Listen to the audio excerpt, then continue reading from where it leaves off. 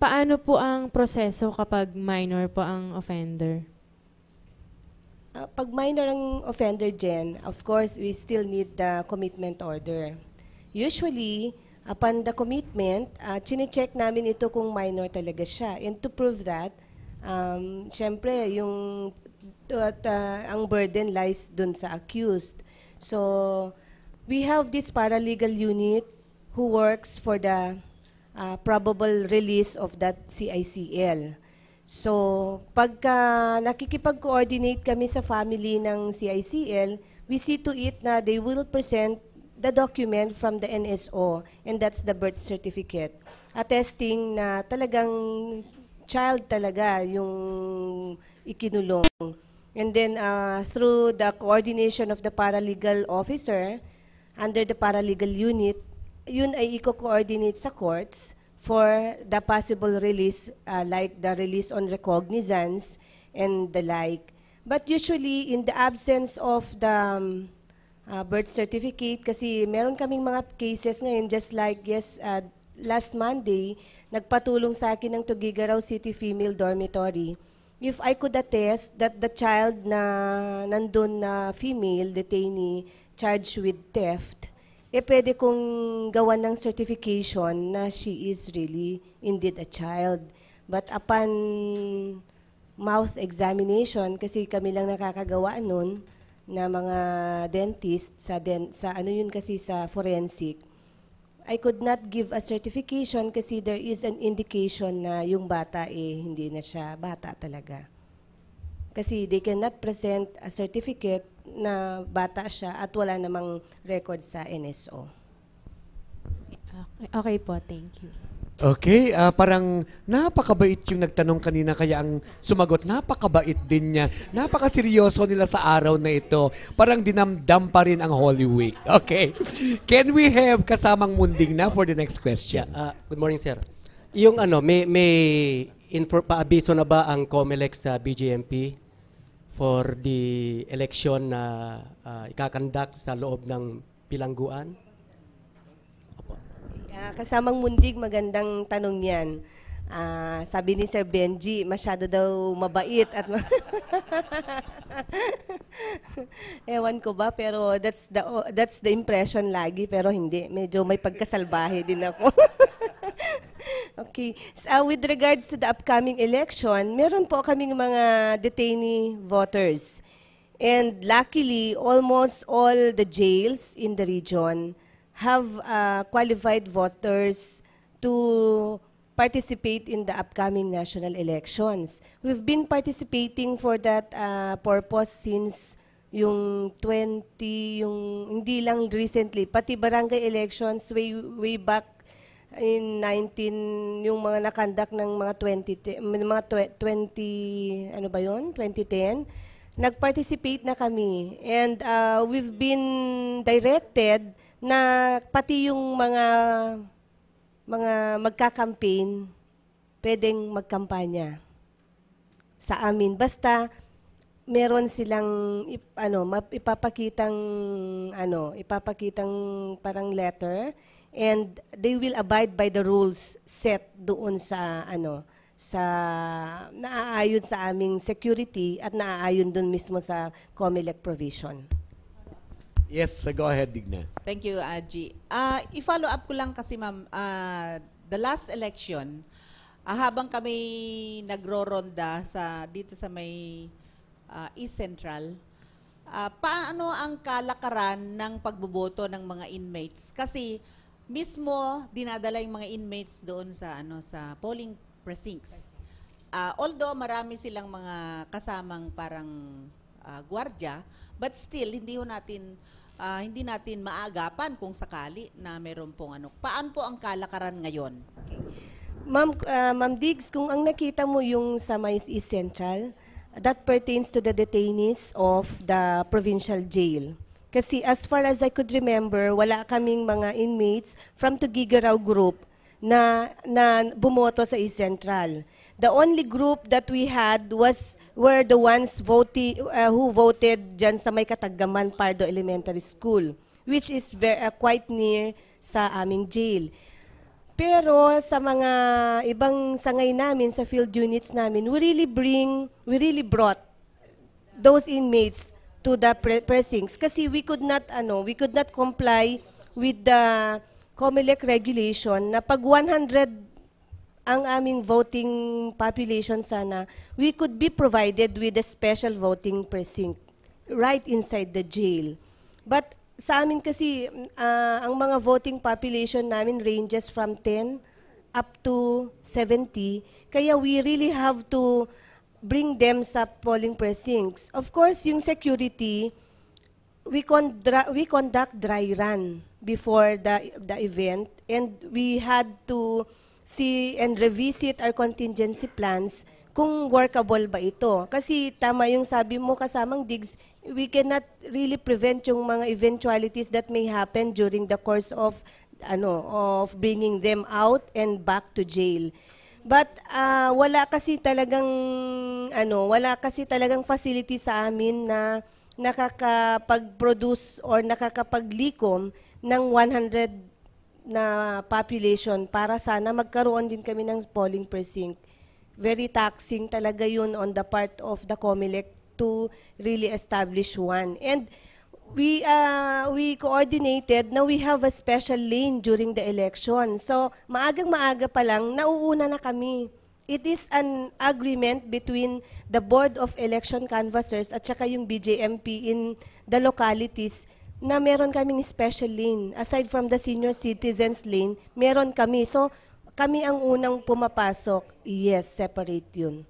Kasi iba po yung treatment ng aming kliyente. Kaya nauuna po kami sa pagkakast ng votes. Yes? Follow up ko lang kung ano yung mga binoboto nila, national candidates lang ba? Or In the past years, nung merong barangay election, bumoto sila. So, yung mga barangay candidates ang binoto. Of course, wala na kaming qualified kasi to vote for the Sangguniang Kabataan noon, di ba? Synchronize yun. So, ang binoboto, yung barangay officials din na candidates. Pag national naman, national elections po. Wala pong hindrance, wala pong limit kung ano yung iboboto nila. Doon po sa flow ng pagboboto ng mga inmates, ma'am, ilan sa paglabas nila, ilan ang pinapalabas at ilan yung security? Okay. It is a tall order for us to follow sana yung exact ratio, which is 1:1 plus 1. Yes. So that means one jail officer per one inmate plus 1. Sana. So 2 sana dun sa 1. Kaya lang with the pressing situation na hindi naman namin mai-comply yun, we see to it that yung lumalabas ay equal lang dun sa strength ng personnel na present. Because on election days, sa totoo lang halos hindi na kami makakaboto. We forgo our right to vote in lieu of letting these brothers and sisters inside the jail to really go out and exercise their right. So what we really do is we are on red alert. At talagang mahirap mang aminin, kulang po sa provision ng escorts. Okay. But we see to it that kakayanin po yung pag-escort ng mga lumalabas. So kung ano lang po yung kakayanin, kunwari 10 lang po ang available for that moment, titingnan namin na mga 10 lang up to 15 ang lalabas. So po. Okay. Yung statement ni Ma'am Juliet na they failed to vote na, no? Parang nasasakripisyo ang pagboboto. I think, Ma'am Juliet, you are also with the same boat sa mga reporters katulad natin when we work with international and the national dailies.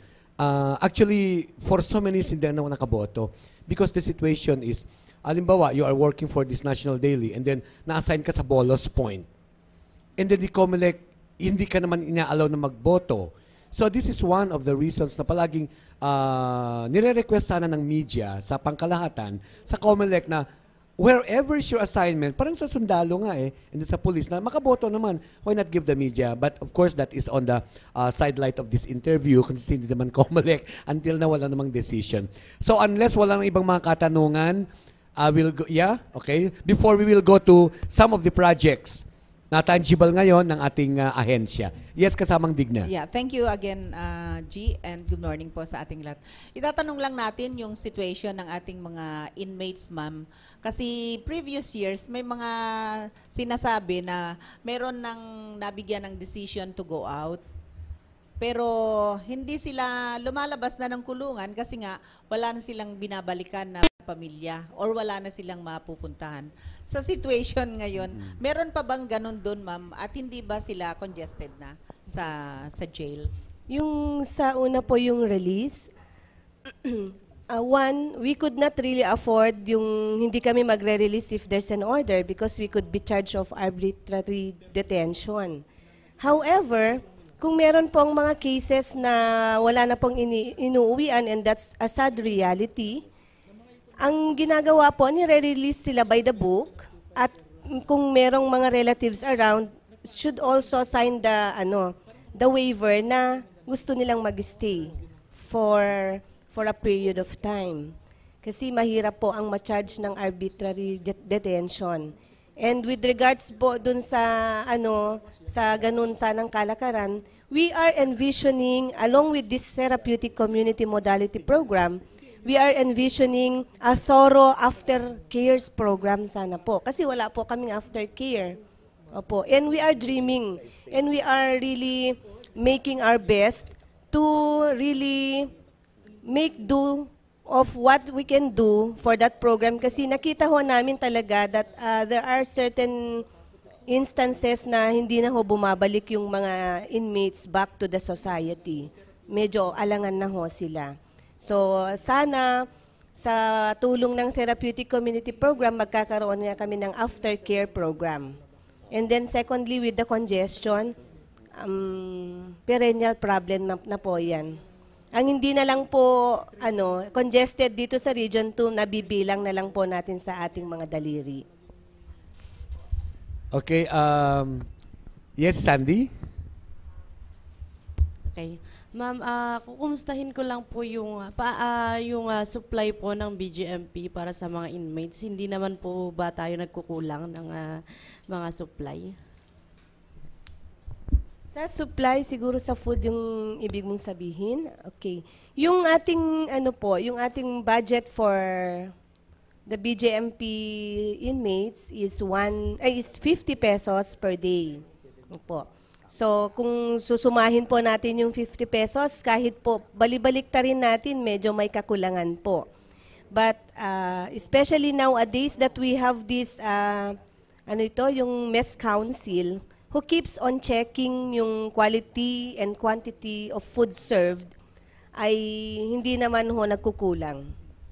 Wala hong kakulangan sa provision, although we could really not deny the fact na kailangan pong i-budget yung 50 because that means you have to budget that for 3 square meals a day. And sa taas po ng bilihin, kailangan kahit nako-compromise ng konti yung quantity kasi alam natin, but the nutrition siguro, I can vouch na hindi ho yun nasa sacrifice. Okay, I think Ma'am Juliet can really vouch for that. She being nasa medical din. Yes, bumabalik si Jen. Ayan, so paano po ang inyong visitation policy sa jail? Yung visitation policy namin is dependent on the jails concerned. But we have a common set of visitation policy which dictates us to accept visitors in jails from Tuesdays to Sundays, through Sundays. So Mondays lang kami wala kasi that's the bulk of the escorting function. And yung the Monday is also allotted for different inmates' welfare development activities. So from Tuesdays to Sundays, pwede po ang dumalaw. Meron lang mga provisions na of course bawal po yung mga kontrabando kagaya ng mga drugs, mga bladed weapons, mga baril, mga ganon. Pero most often, hindi naman po nalilimit yun as long as nagfo-fall lang dun sa visiting days. Okay, yes. Sino ang unahin ko? According to the forehead? Okay, si Munding muna. Follow up lang. Pinapayagan din po ng BJMP yung pagdalaw ng asawa para makasama niya sa isang gabi, overnight, or meron ho bang special place for them? Kasi sa provincial jail ng Cagayan, babae lang yung pinapayagan na makasama yung asawa eh. Yung lalaki hindi yata. Hindi, babae yung pinapayagan. Pero pag lalaki nadadalaw sa misis niya, hindi po yata pinapayagan. Okay. Siguro yan yung tinatawag po nating conjugal visits. Ang conjugal visit po, hindi po yun lang yung mga may gusto lang pong gagawin sa loob ng kwarto. The conjugal visit is also a way to communicate with the spouse. So kung yung gustong makapag-usap privately, we have a special place for that.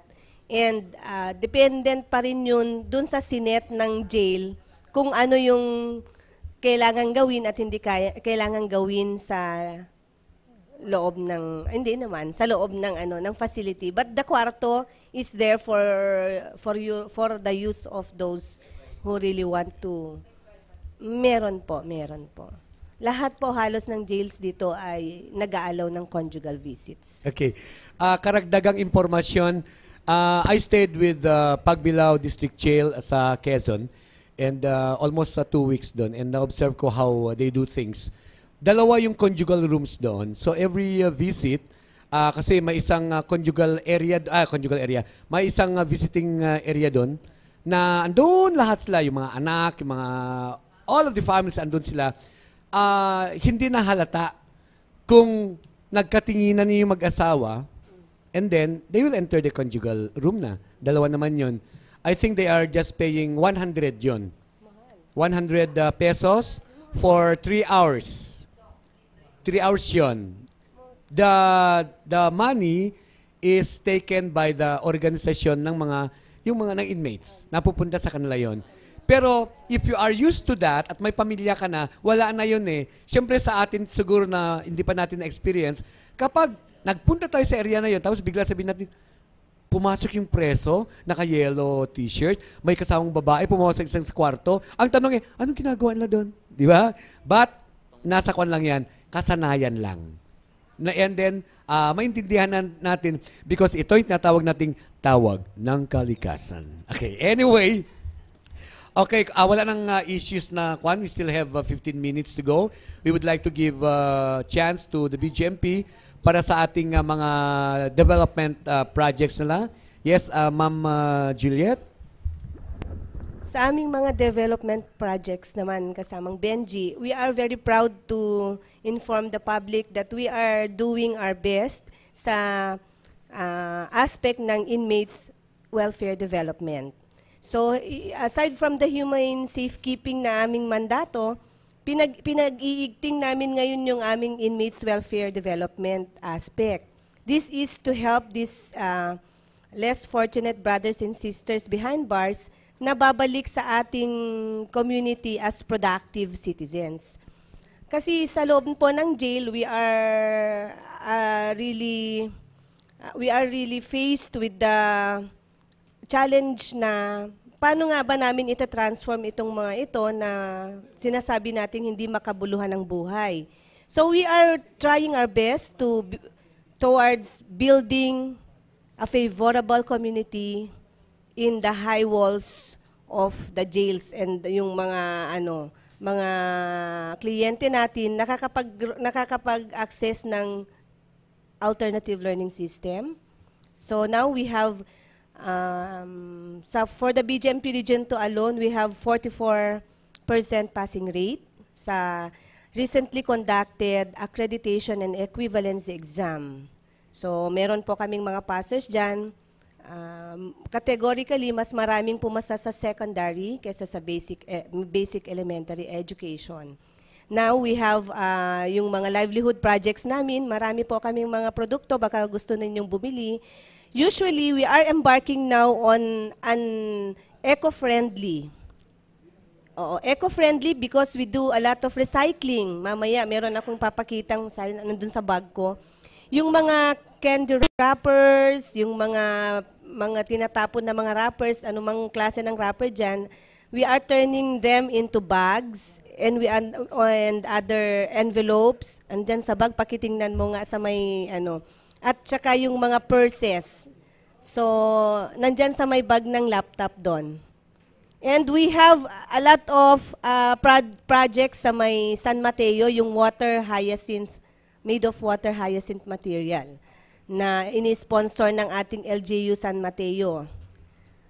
Yan. Example na po yan. Yan ang mga namin. Basta lahat po ng pwedeng i-recycle, nire-recycle po namin. Ito po siya. Mga balot po ito ng kape. Opo. And we are really into therapeutic community modality program. We are now proud to say that we are 94% sa rate po ng except Batanes District Jail na hindi ko pa po napupuntahan kasi malayo, hindi pa namin po na therapeutic community po 'yon. And a lot of skills training are now offered to the inmates in coordination with the Technical Education Skills Development Authority. Maraming salamat sa mga taga-TESDA na walang sawang nagbibigay sa amin ng anumang tulong. And lately, we found a better partner sa OWA, Overseas Workers Welfare Administration. Hello pala kay Director Ilo, na nag-open ng opportunity for the female inmates to do Zumba. Nagzo-Zumba na sila ngayon. Zumba yung exercise. Okay. And magkakaroon po sila ng opening program doon, not later than this April, on livelihood education for massage therapy and beauty. May tawag sila, wellness, churva. Oh. Wellness skills enhancement sa Tugigaraw na maglalaan dito sa mga female ng isang individual set of yung pedicure, manicure, agkulot set. Okay. So yun ang mga inmates. Okay, anyway, yes, last two questions. Follow up Itanong or ko lang, G, Okay. kung iminamarket na ba nila yung mga products nila? Okay. Ng mga Actually, hindi lang minamarket, binibigay pa namin minsan for free. You just wait for your turn to be given for free. Hindi ito na product na pencil case ng Tugigaraw. Opo. So halos wala na kayong makitang basura ngayon sa loob ng jail, lalo na I am proud to say sa Apari, kahit bisitahin nyo, wala na kayong makikitang wrappers doon. Kasi we started this in Apari, nangopya lang po kami when I was assigned there as the warden. po ang nag-training sa kanila, ma'am? Alam mo, ma'am, ang jail is really a pool of skilled workers. Marami pong mga magagaling dyan. Minsan, lumalabas na lang po yung kanilang kagalingan. Basta may pinakita kang product sa kanila at papakita mo sa kanila, ewan ko kung paano nila ginagawa. Maya-maya may nagawa na sila out of really, wala lang, parang nag-i-imagine. Kaya hindi mo madi-discount na maganda silang human resource. Lalo na sana kung mapaigting natin yung jail industries. Wala pa po kasi kaming jail industries. Yes, finally, last question na ito mula kay Tano. Ma'am, kaugnay po doon sa sana maano po yung jail industries po natin. Yung mga private group o private na tao na gustong makipag-ugnayan po sa inyo para magamit po yung mga skilled ng mga prisoners po natin. Magpapagawa ng proyekto po ng mga ganyan. Paano po ang treatment po natin dito? Medyo yan po ang pwede naming paigtingin. Diyan po kami nagkukulang sa pakikipag-coordinate kasi as far as I could remember, medyo limited yung mga taga-private sector to really have time to visit the jail and to really scout kung ano ang pwedeng gawin ng jail para sa kanila. So it is up to the wardens, especially the wardens, because they are the frontliners na kailangan silang lumapit kasi wala nang leisure yung mga taga-private na lumapit. So, trabaho namin yun na makikipag-ugnayan sa kanila.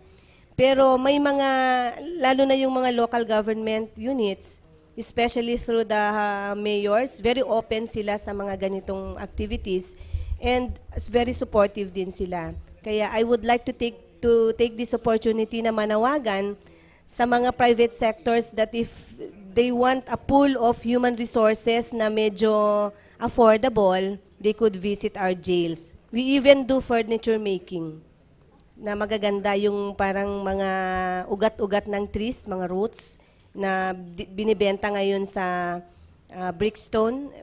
Maraming may ability na mga inmates na makapag-produce ng ganong quality na furnitures.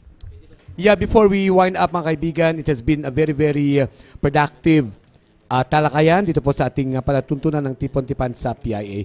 We would like to say thank you very much sa ating mga guests and of course Bjmp. But before that, any message you would like to say sa mga listeners natin and sa ating mga taga-pakinig? Colonel? Isang karangalan po na maging invited na tagapagsalita. So in behalf of the Bureau of Jail Management and Penology, sa pamumuno po ng aming Regional Director ni Attorney Rex Delarmente, kami po ay nagpapasalamat lalo na sa mga nagaganda na nagagwapuhan mga reporters ngayon nandito, kay Benji, kay Mampura, at sa lahat po ng pamunuan ng PIA at lahat ng mga radio station. Salamat po. Okay mga kaibigan, sa isang taong nagkasala, ang pagbabago po ay wala sa Bjmp, wala rin po sa gobyerno, at wala sa lipunan. Nasa sarili ang pagbabago. With that, si Benji Deiro, sa ngalan ni Director Purita Likas, maraming salamat. Isa pang edisyon ang nahitid namin sa inyo, Tipon-Tipan sa PIA.